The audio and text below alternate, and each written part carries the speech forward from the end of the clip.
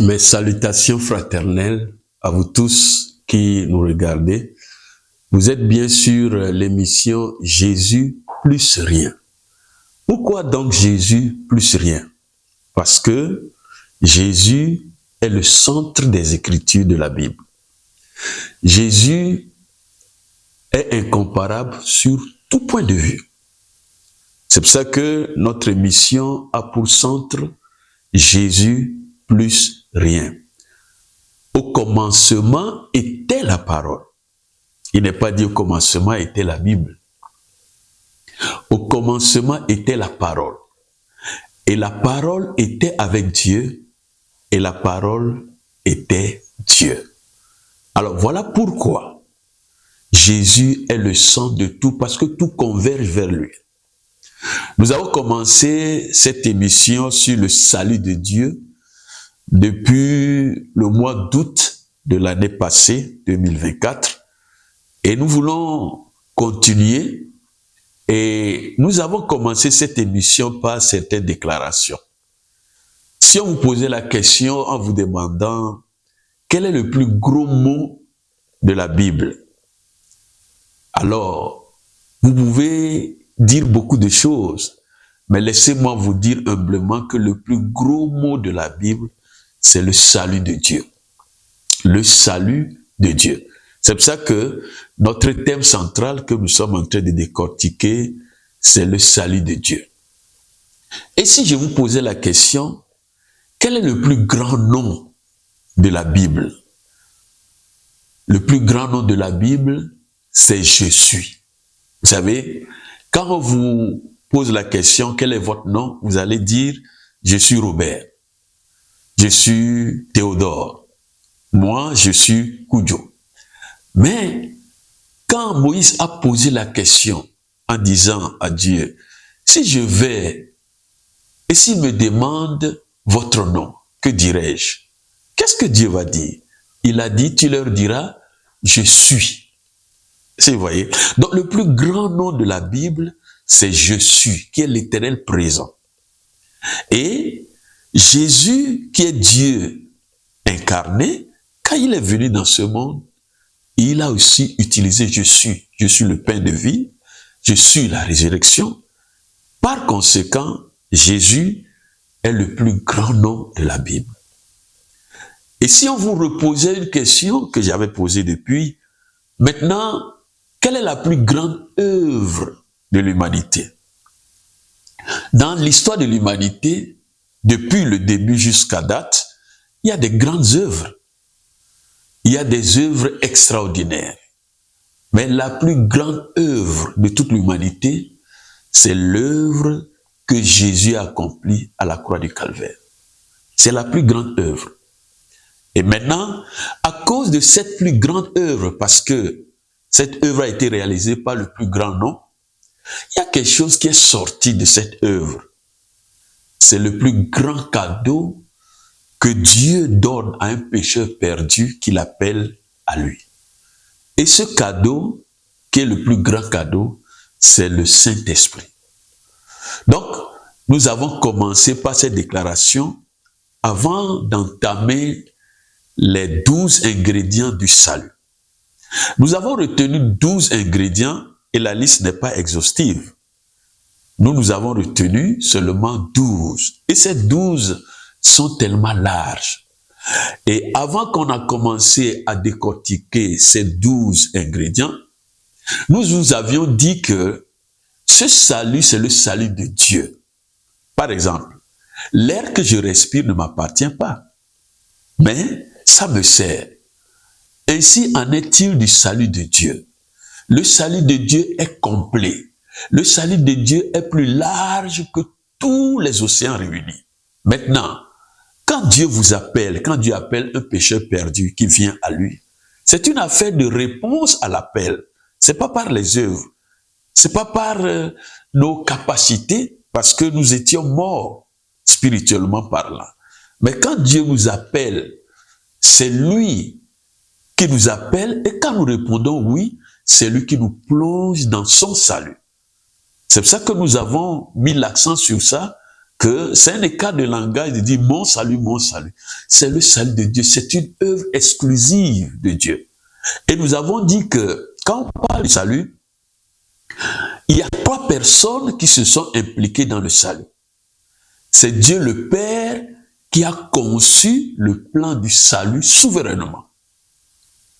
Et quand il le faisait, il n'y avait aucune créature. Il n'y avait pas des anges, il n'y avait rien du tout. Donc Dieu le Père a conçu le plan du salut. Quand il a fini de concevoir ce plan du salut, il a remis ce plan à son Fils qu'il a exécuté à la lettre. Donc c'est Dieu le Fils qui a exécuté le plan du salut. Et Dieu le Saint-Esprit fait quoi? Il applique cette œuvre dans notre cœur.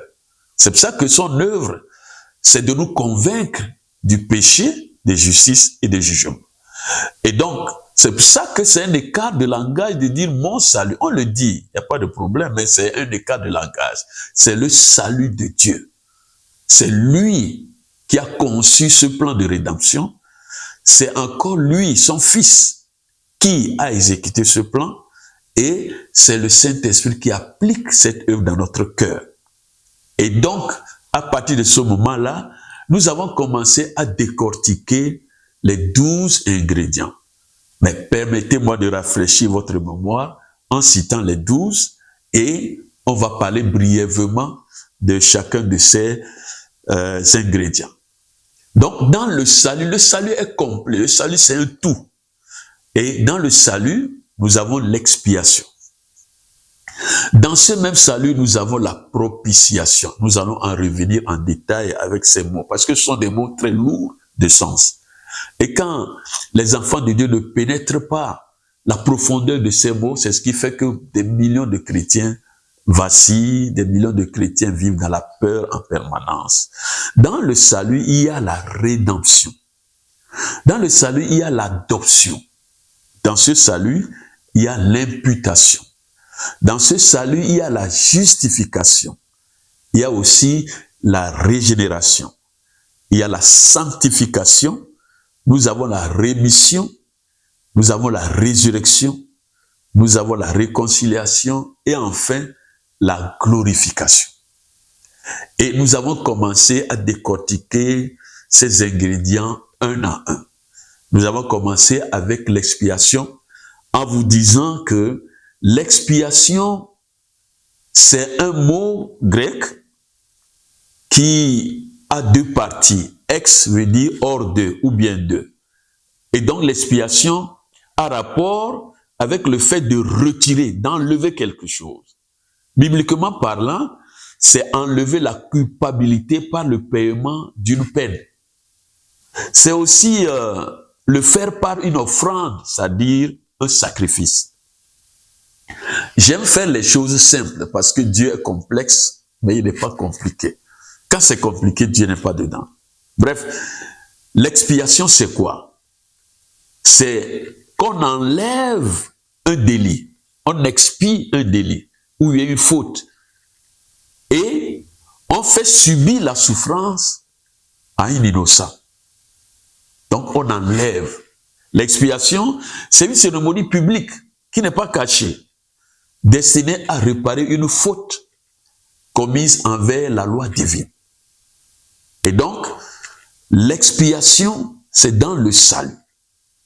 Et vous allez voir que tous les ingrédients dont nous allons parler ont rapport avec le sacrifice. Autrement dit, ont rapport avec le sang. Permettez-moi de vous lire Exode 30, verset 10, et vous allez voir ce que c'est que l'expiation. Il est dit, une fois chaque année, Aaron fera des expiations sur les corps de l'autel avec le sang de la victime expiatoire.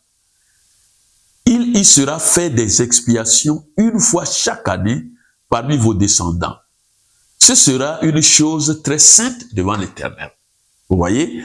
Donc, l'expiation qui est le premier ingrédient du salut veut dire que on enlève une culpabilité, on fait une réparation. Et ensuite, nous avons parlé de la propitiation. Et dans le mot propitiation, vous avez propice. Cela voudrait dire que la chose que vous amenez pour être sacrifiée à Dieu, il faudrait que la chose soit propice. Il faudrait que la chose soit sans tache. Et je vais vous donner un exemple dans la Bible. Dieu a demandé à Abel et à Caïn de venir lui offrir des sacrifices. Mais bien avant cela, Adam et Ève ont chuté. Quand le péché est rentré dans l'humanité, Adam et Ève ne sont pas restés tranquilles. Ils ont commencé à coudre des feuilles de figue pour se couvrir. Donc, le fait de vouloir faire les choses de nous-mêmes, ça a commencé dans le jardin. C'est ça que nous appelons la religion. La religion, c'est faire, je veux faire des choses pour plaire à Dieu. Je veux faire des choses pour que Dieu m'accepte à la fin. Ça a commencé dans le jardin. Or, quand ils ont fait tout ça là, quand Dieu a parlé, ils ont fui. Pourquoi? Parce qu'à cause du péché, ils ne peuvent plus supporter la sainteté de Dieu. Et qu'est-ce qui s'est passé? C'est encore Dieu lui-même qui a pris un animal innocent, qui a tué cet animal pour verser le sang et couvrir leur péché, afin d'avoir encore la relation avec eux. Par conséquent, la solution est venue de Dieu. Et quand Abel et Caïn sont nés, leurs parents leur ont dit que nous avons chuté, nous ne sommes pas restés tranquilles, nous-mêmes nous faisons des choses pour nous en sortir, mais on n'a pas pu. Dieu a tué un animal, il a expié nos péchés, et c'est à cause de ça, la relation est rétablie. Par conséquent, c'est à cause d'un agneau, c'est à cause d'un animal, une victime expiatoire. Mais quand Dieu a demandé à Abel et à Caïn d'offrir un sacrifice, qu'est-ce que Caïn a fait? Il a cherché les meilleurs fruits de son jardin. Caïn n'a pas présenté des fruits pourris, il a présenté des meilleurs fruits de son jardin. Et Dieu a refusé. Pourquoi? Parce que les fruits sont l'effort de Caïn. Les fruits sont venus d'une terre maudite. Dieu ne peut pas accepter cela. Et en ce moment-là, il faut rappeler que Caïn était l'homme le plus vu puisqu'on ne mangeait pas la viande. Les gens mangeaient le fruit.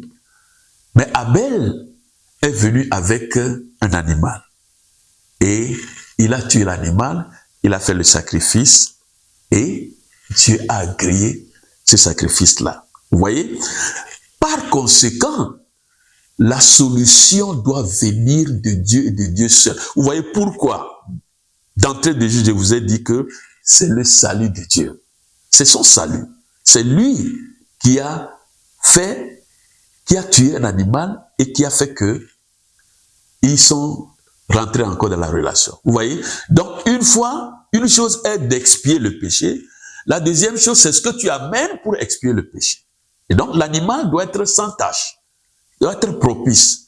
Donc, Jésus a été l'agneau de Dieu, sans tache ni ride, qui est venu et qui a été propice à Dieu. Nous avons aussi la rédemption et nous allons y revenir dans notre prochaine émission. Mes chers amis, que Dieu vous bénisse, soyez toujours branchés et quand vous venez à nos émissions Jésus plus rien, ayez la Bible à côté parce que nous allons étayer toutes choses par les Écritures. Le peuple de Dieu périt faute de connaissance. Et nous ne voulons pas périr, nous ne voulons pas errer. Par conséquent, quand vous venez à nos émissions, ayez à votre disposition la Bible qui est la parole de Dieu, qui est notre ligne de conduite. C'est la constitution inébranlable de Dieu. Personne ne peut tripatouiller cette constitution. Et vous avez aussi quelque chose, un papier, un bic, et vous allez noter. Et vous allez vérifier vous-même. Dans le Nouveau Testament, on appelait certaines personnes des nobles, ils sont des Béréens. Ils vérifiaient ce que l'apôtre Paul leur disait. Donc, je vous invite à la suite de nos émissions et la prochaine. Vraiment que Dieu vous garde. Soyez bénis au nom de Jésus. Amen.